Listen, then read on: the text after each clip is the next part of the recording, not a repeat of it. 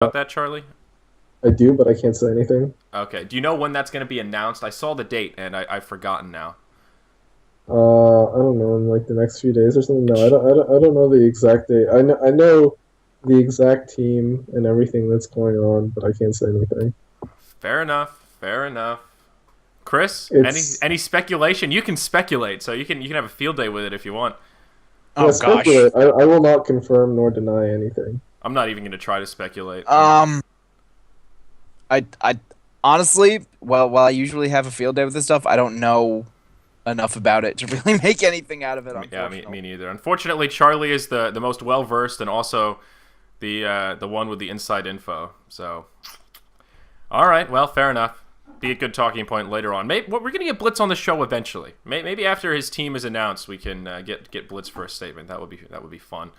Yeah, we probably can. He stays up pretty late, so Okay, awesome. And do we know when is Demon coming back to the States? Is that a known thing, or is he? he's What's coming back tomorrow or something. all right? Could be cool to get a little Demon statement. See what he has to say about Korea. Could be fun. Could be fun. His face got fat. His face got fat. That's harsh, His man. face, I don't believe that anything about Demon could ever get fat. That Yeah, dude his works his out face like got fucking God. fat, man. It did. He's pretty Fucking slim. did. He's a slim Jim. Do you have a picture? If Yeah. you have a picture, I'd be happy to show it. It's like on his Twitter or something. Let's go to his Twitter. This sounds frightening. Let's I'm not sure I see can here. deal with Twitter. a demon who isn't just Demon. like slim. Dota. No, I mean he's still in good shape. It's just his face got fatter. That's all. Oh, it's Dota Demon. Yeah. I had it backwards. See, his face got fat, right? I actually see exactly what you're talking about. We'll do it here. Let's do a compare and contrast. There's MLG Jimmy. No, that's beginning. That's Nexon. All right, there you go. And then here's current day Jimmy. Charlie, I don't want to hop aboard the bandwagon here, but you might be onto something. He looks happy though. I mean, I'd be happy too, but still, happy guy. Happy, happy, happy. He's been eating a lot of shit in Korea. I thought that was gonna make him skinnier, but I've heard Korean food is really delicious, like authentic Korean food. So I could see if he's been really sucking down the kimchi. yeah. Well, he'll probably lose it all when he comes back, anyways. For sure, for sure. He works out, man. So, all right, we're How do about you to that work half. out your face though? Your face, yeah, it is. Face fat's hard. I worry about that. Day Nine's one that's like that too. He used to like you see old pictures of Day Nine, and he's like really skinny, and then he put on like 40 pounds, and it like all went to his face. I'm afraid that's gonna happen to me. Like I'll get a little bit heavier, and it won't go to my tummy, but I'll have big cheeks. It'll all go to your Adam's apple, dude. Oh god, I do have a big Adam's apple. People used to make fun of me in high school for my large Adam's apple. People would take my pictures on MySpace and then take the red marker and circle it, and then just post it again on their MySpace. That really hurt my feelings when I was in 7th grade. It's the strangest thing to make fun of somebody for. I thought it was pretty It's weird pretty too. odd. Fuck. I guess I had some weird friends in high school. All right, just maybe they weren't my friends if they were making fun of me. Large Adam's apple. You're a large Adam's apple. What a douchebag. Oh god. Oh man, they used to say also that I had big knees. Like I wear tight jeans, and people used to say that I looked like I was wearing knee pads under my pants. I don't know why. Again, a very weird thing to make fun of. I can't control my bone structure, man. So what are you gonna do? So now that we're at the halfway point, guys, I vote we change the tone a little bit and get ready for some balanced discussion. All right, Earth Spirit, the question of the hour: is he broken? Charlie, we'll give you the first swing at this one. If you were so fucking stupid, you just like fucking try and go on him or something, and then he like rolls like 40,000 units or some shit, and then like you're just sitting there in lane or doing some shit or whatever, and all of a sudden like he initiates on you from 2,000 range away, you're stunned, and then you're silenced, and then like this big giant fucking rock rolls onto. It's so fucking stupid, and then you try and go on someone else, and he just pulls them away. There's like no risk to that goddamn spell. What the fuck? These fucking Earthshaker fucking pickers are so goddamn disgusting. So Yeah, fucking that awful. Look at that shit. Look at that shit. How fucking stupid is that? What kind of hero is like supposed to fucking do that? What the fuck? I will admit I've been curious about like the positioning tools that he has. That seems to be the most ridiculous part. Like, look at the range on this shit. He just sniped that guy from like 5,000 units or something. That was ridiculous. I mean, this is Jerax, arguably one of the best Earth Spirit players, but like I completely agree with you, my friend. I have actually yet to play Earth Spirit. I have never played him. I haven't even opened up that can of worms. I said, you know what, guys, I want to be fair in my matchmaking. But Jesus, Chris, any thoughts about Earth Spirit? I mean, does he's bullshit count as new and original? I don't think so at this point. I think we've been hearing that since was it PyCat or was it Misery? I think it was one of them who started on Twitter. It was PyCat, the ban Earth every game thing. The move he tried to get started, and I can get behind that. Fuck that hero. I'll continue playing my perfectly fun. Everybody loves them heroes like Anti-Mage. Everybody loves Anti-Mage, right? Lots of fun. Everyone in the game. Yeah, no, you don't fucking pick Anti-Mage now. Awesome. I love Anti-Mage. You know, I actually won a pub game yesterday, and someone on my team picked Faceless Void and went mid and went Midas first, and we still won. I was happily surprised. I also got an ultra kill with Lesh, so that might have helped. Can I tell you a secret? Everything can happen in pub game. Fine, it was a bad anecdote. Anyway, I guess Hey, it happens in my pub games too. I'm not saying I don't play pub games. I too am playing pub game. I guess the next step in this analysis, though, most people I think can agree that Earth Spirit is broken. And I think Charlie is hit the nail on the head with, he has the unbelievable range for initiation, escape mechanisms, all that stuff, but what makes it crazy is that lack of risk. There's no drawback. It's not like Unstable Concoction, where, yeah, it does absurd damage and does a lot of stun for a long time, but if you screw it up, you stun yourself. There's no... It's just all good. It's all good in the hood, man. For the record, Unstable Concoction is also broken. There you go. There you go. I think it's a little broken, too. I think the most broken part about it, though, is its lack of disjointability. If it was disjointable, it would be back down to earth. But it's like one of few non-disjointable things, and also happens to be like the best stun in the game. Shit is pretty ridiculous. So much damage. It does so much fucking damage. If you throw down an acid spray and charge it down to like a second left and hit it on a Crystal Maiden, if like past the Alchemist being level 7, it's like basically a one-shot. It's pretty ridiculous. You really only need to channel it down to like 3 seconds or whatever, because it channels while it's in the air. Like once you've thrown it, like say you throw it at like 3 seconds and it takes like a second to travel, that's actually a 2 second. That's not true in Dota 2. I don't think it's bugged. It doesn't. No. It's not congruous with Dota 1. At the very least, I know it cannot explode in midair like it can in Dota 1. No, unless that's changed. Unless that's been changed, like the air travel time counts as channel time. Unless that's been changed in the last patch, but I'm pretty sure it's still the same. That's still how it works. All right. I know in Dota 1 it could explode in midair, and I know in Dota 2 it can't.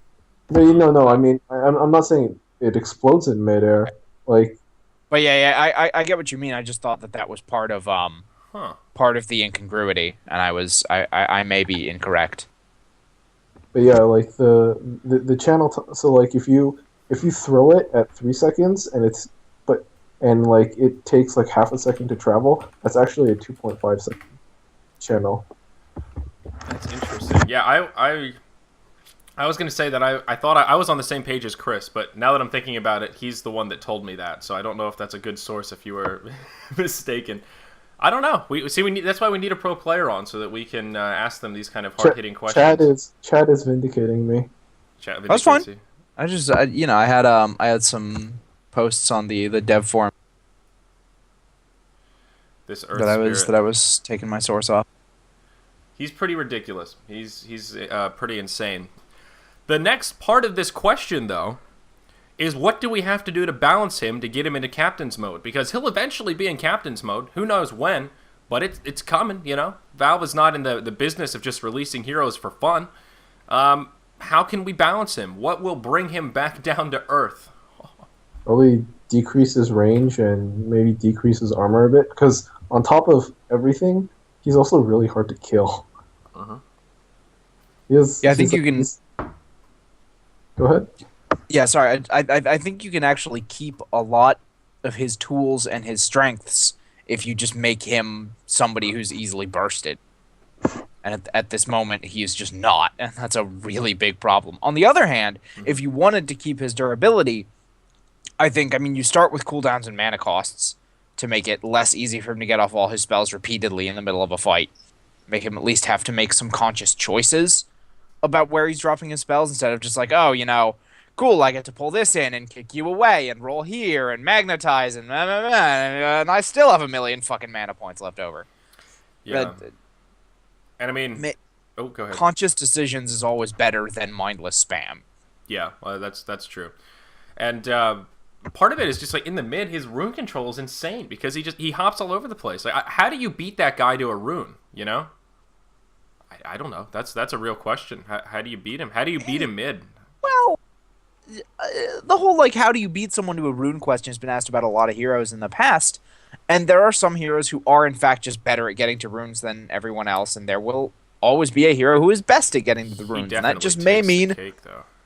Yeah, it may just mean, I mean, he's going to need some nerfs, but the whole rune control thing is, I mean, that's a question of if you're a hero who can't contest runes against the opposing mid, that's when you get your supports to rotate and help you contest runes if you can't do it solo. That's true. Unless you feel you can give up rune control. That's just a map-wide decision you have to make about your priorities. All right, so in our little world here that we're making up, let's say that Earth Spirit is the best at rune control. Who would you say are like the next two in the top three of number one rune control that could maybe hold a candle to the Earth Spirit?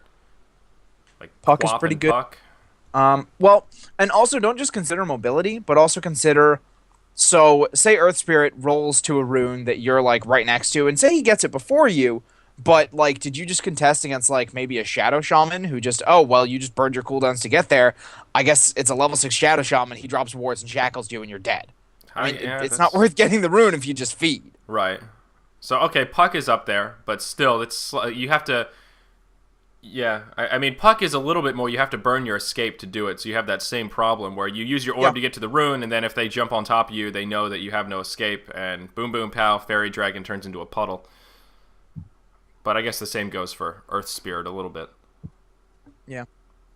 Someone says Nature's Prophet. I guess that's fair enough. Touche. I'll give you that one. You got the little trees to deny them. You can teleport in. Okay. That's a good one. TA. How does TA have better rune control than... Because she has wards. Traps. You have fucking traps.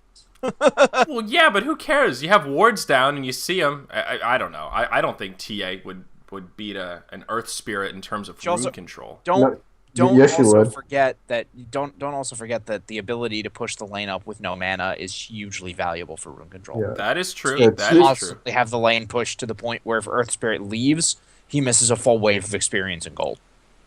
Yeah, I don't think ES is the best in terms of rune control. Simply just because there are other heroes that will beat him in lane, and push out the lane faster than he will, to the point where it doesn't matter how fast he can actually get there.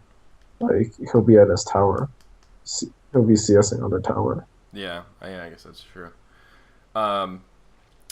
Maybe I'll have to play him. I don't know. I guess I'm just low in my MMR, but I actually don't see a lot of Earth Spirit in my solo queue games. I mean, I see him sometimes, but not. It's not like in every game. I see Legion Commander way, way more in my matches, and I think LC probably has a pretty high win rate, at least in the little experience that I have with random LC games. That's another hero maybe we should tackle here while we have a moment to chat. Any thoughts about Legion Commander? Charlie? Huh? Is she broken? No, I can't really. No, I don't think so yet. I don't know. I'd have to see more of that hero to really say. I don't think she's broken. I don't know. I don't know. I also don't know exactly where she should be put yet either. What she should be played like. She seems to do pretty well in the jungle. Yeah. I like her mid. You like her mid? Yeah. Yeah. She's reasonably hard to force out of mid because she's got the nuke and she's got press the attack if she needs to get some sort of some hit points going. She has the debuff removal if you're someone who's relying on that in mid. And as long as she gets the levels and a decently timed blink, she can then just go and start doing her whole pub stomp snowball rotation where she just blink duels every time it's off cooldown into a lane that's already stacked. Yeah. I honestly don't have a big problem with LC. I think she's... No, I think she's...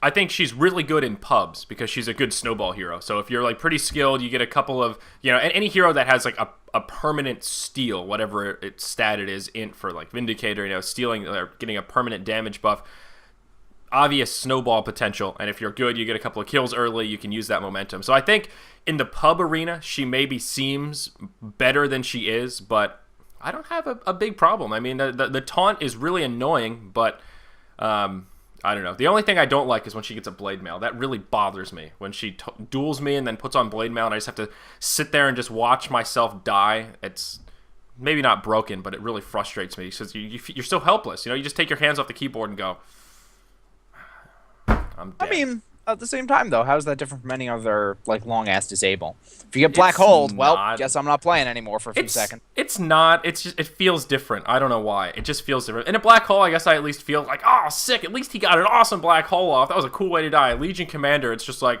walk up, click, oh, I'm fighting, I'm dead. I don't know. For some reason, it just makes me feel salty. Bane? Similar. I don't know, man. Maybe it's just the graphics. Maybe it's the like duel and the winner after it pops up. Just like it says winner, so I feel like a loser because I'm obviously not the winner. I really don't know what it is, but something about it it's just like my least favorite way to die in Dota is to an LC that has a blade mail. It just really grinds my gears, man. I guess I'm the only one. I'll give it to you. Yeah, I think you're the only one. Yeah. Fair enough. Yeah, somebody in chat says, what about Fiend Script, man? Isn't that, I guess. I mean, part of it is I don't really get queued against Banes. Nobody picks Bane very often. So that's another part of it, I suppose. Right. I don't see a lot of Bane pick. Chris, have you played enough solo to get a rating? No, I basically don't really play rank. You don't solo? Oh, Charlie, what's your solo MMR up to? 4.7k. 4.7. God, I have a long way to go, man. I got to start grinding that shit. I got to break that 4K barrier, man. I feel like a lowly peasant here. See, this is the problem. You're not playing for fun anymore. Now you're playing for a number. Hey, I still have fun. You see, don't know me. Here's my thing. I mean, skill at Dota is so nebulous.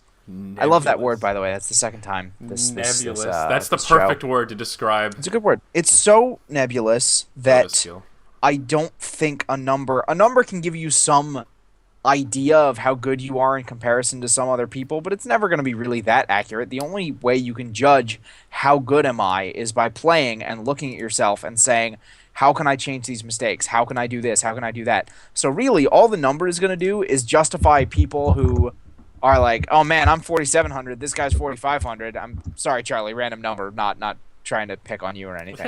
You know, I'm X number. This dude is X lower number. Well, obviously it's his fault we lost the game.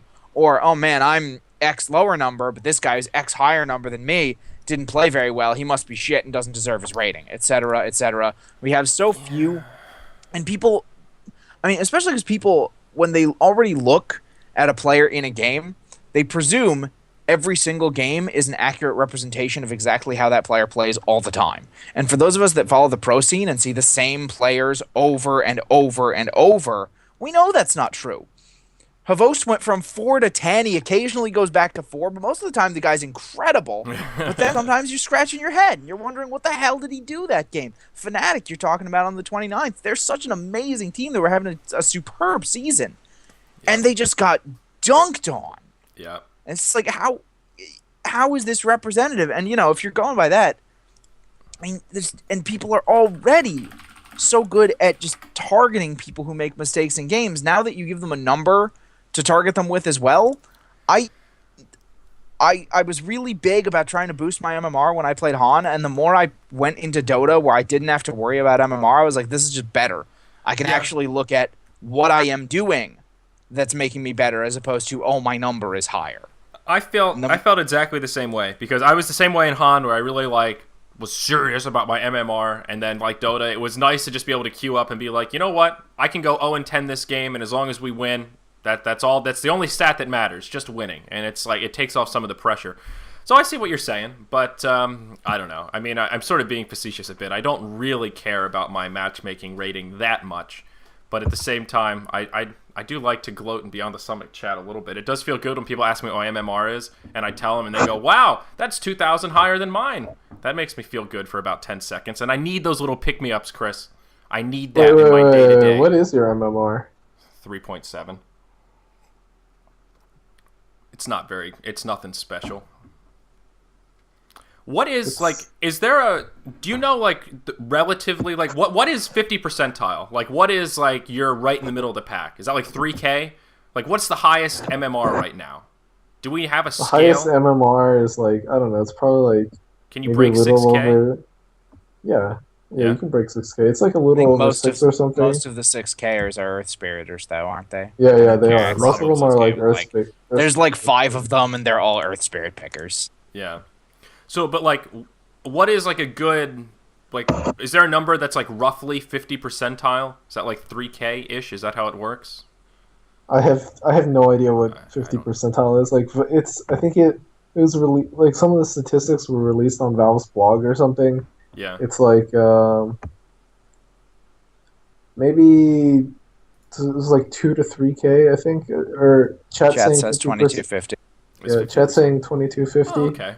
So 3.7 is not that bad. I'm okay. I'm sort of mediocre. I don't know. Good, bad in terms of MMR is also relative. There are people that'll tell you anything below 5K is awful, or whatever. It just depends on really where you where you're sitting.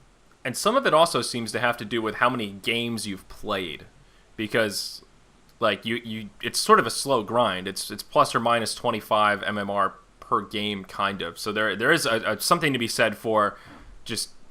I think to some degree it is kind of a grind. You just have to play enough games to get it up there, right? Is there some truth to that, or am I just grasping? Yeah, I mean, for the most part, from what I've seen, your relegation, your calibration matches, the highest I've seen somebody be after their calibration matches, I think is 5.5 or something. Yeah, that's pretty high for calibration. Yeah, and those are basically just those are based mostly on how you play, not necessarily whether you get the win or not or something. I know RTZ went he lost 7 games or something in his calibration matches and still ended up around 5.5. See, but I thought it also had to do with what your hidden rating was before that. I have no idea. At least I that's saw the blog and there's a bunch of math and I was like, fuck this. Yeah. Well, I asked Merlini about it because, when he played his, I think he went 9-1, and he started at 5.7K or 5.5 or something ridiculous, and I was like, Jesus, dude, that's insane.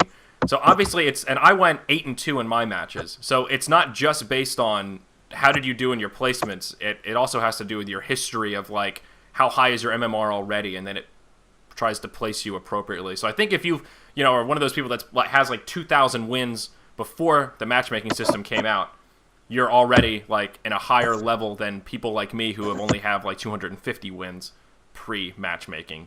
I think it's got to be influenced by that, or else it doesn't really make much sense. The game doesn't just know that Merlini is really good. Yeah. Chat's saying that it does take your hidden MMR into account. It does. Yeah. Said it was going to. Yeah, it has to. It absolutely has to. So that makes sense. But I don't know. I've been liking it though. I like that there are two ways of doing it. There's ranked and regular, because I don't always want to play ranked, but I like that I do have I can choose to play games that matter more, at least in terms of that number. Because conversely to what you were talking about, Chris, that was really refreshing at first, but then after a couple of months, I sort of got to that point of just I don't really want to grind Dota matches right now. There's I mean. Yeah, winning games is fun, but solo queuing, just for the sake of solo queuing, it gets a little boring. I don't know, but I'm a solo queue kind of guy. It sounds like you have a lot of friends that you like to queue with, so I guess it's sort of a different kind of a situation. Yeah, people like me. I don't really know why. I'm not really a likable person, but apparently they do. So I generally have 2 or 3 people I can queue with at any given time. Honestly, I solo queue mostly because I mostly play when I'm streaming, and it's such a slippery slope that when people always ask if they can play with me, and as soon as I play with one person, then everyone else is like, oh god, he's queuing with yours, I want to play, and then people get really upset when I don't pick them, and I don't want to queue with 5, a 5 stack of just random viewers, because that's not fun. You're queued up as 5, and you have no coordination. You're basically just a pub. So then you have to like find some mechanism to decide who you're going to play with, and it quickly becomes a competition amongst viewers, and I don't like making people get upset. So I just say, you know what, fuck it, I'm solo queuing, guys. Sorry, no go. Or That's right. I'll do my calibration matches and stuff just so I can get a number so that you can make fun of me for it. Yes, Tony, it's all about those little pick-me-ups, man. It's feels good sometimes. I don't know. I don't know. I don't know. I think so. So like part of one of the really fun things to do though. So I had this match last night. I was playing with like What Is Hip and people on like the chat wheel, right? Mm-hmm. And you know, it was like the heaviest fucking 5-stack of my life. But like we ended up like in a 5-stack captain's draft queue against like those Flipside Tactics people. And I don't know, there's some like bad blood between Greg and them. And like you know, it was that match where like none of them wanted to lose, and like those are the really fun ones to play.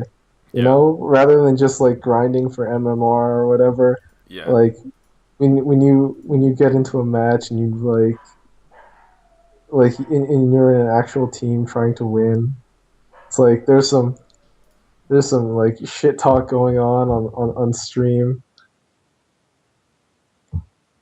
Yeah. Like, those are the matches that you want to win. For sure, that man. are really fun to play, and like if that could be replicated somehow. Yeah. Yeah. I don't know. I've just been soloing it up, honestly. I just solo queue is kind of fun to some degree. It's frustrating, but it can be fun. The last game I played ranked solo was really weird. I had the same thing where you were watching it, Charlie. It was the one where that Storm Spirit DC'd, so it was a 4v5, and then like that little message popped up that says whatever, you can leave now, but matches or stats still get recorded, which I totally misread. To me, that stats won't get recorded. Apparently the Rubik on the other team misread it too, because he just left. So then the game turned into a 4v4, and we actually almost won, but then my team threw really hard because I think our Earth Spirit took the Life Stealer inside of him, and then they just went out, and we lost. But that was a weird, frustrating game. Although I was kind of glad that that new change, now they all get the DC, right? Because they queued together, so fuck. Yeah, they all get the advantage. That's what you get. And what the funny part was, like, they were all, I don't know where they were from. I don't want to be racist. They were South American. And afterwards, like, the guys on my team were like, report Storm Spirit, report Storm Spirit. I'm like, didn't you guys queue together? Aren't you friends? They were just like, yeah, so still report him. I was like, Jesus, man, these guys are ruthless. like they were actually friends, and they were still like mad hating. I don't know, man. It's just next level. I guess I'd be salty too if one of my friends gave me a DC. But I think that wraps it up, guys. I don't have too much else on the docket. That was a good solid power hour of three-way action here. Anything else you guys want to talk about? Are we doing a show Wednesday? Are we tentatively planning? What are the chances that we actually get up and do a show? Chances of me being here are slim to none. Jesus. Charlie? I'm not going to be at home when I'm passed out from New Year's Eve, man. That's probably going to be passed out in Philadelphia. Actually, fair enough. I'd have to get back out to the suburb. On the street. I might have to wake up early anyways. So, I mean, I don't care. I don't care. I vote we tentatively plan, but we don't hope for much. I don't know. It's hard to say. I'm not sure if I'll be coherent or not by 10. I really don't know. And Friday, there will be no Charlie, right? Is that the? Yeah, there will be no Charlie. There will be no Charlie. So, Chris, we'll be tentative here. It kind of depends awesome. on what comes out. It'll be awesome. It'll be awesome. That's the spirit. So, but we'll be semi back to normal next week. That will be the Monday, January, whatever that is, the 6th. Monday the 6th. That's when things kind of get back on track. So, weird time for the morning show. But I think that about wraps it up. I don't know what I'm doing for the rest of the day. I'm off for 4 days. God, I fucking hate dogs so much. I'm off for the next 4 days, though, so I don't know. Maybe I'll stream a little bit, have some fun, maybe record a podcast or two. Who knows? Sky's the limit. But I guess that wraps it up today, guys. Thank you for joining us for episode number, I think this was 23 of the morning show. It's been too long. Appreciate this episode morning 3. As always, guys, remember to email into us, morningshow@dotaradio.com. And, of course, you can visit us on the web, dotaradio.com/morningshow. That's where this will be archived. And, of course, the audio-only version, you can subscribe on iTunes. And there is the direct feed link for you RSS users out there. But that does it for us today. We'll tentatively plan to see you on Wednesday on New Year's Day. Until then, guys, have a safe New Year's. Have a fun time.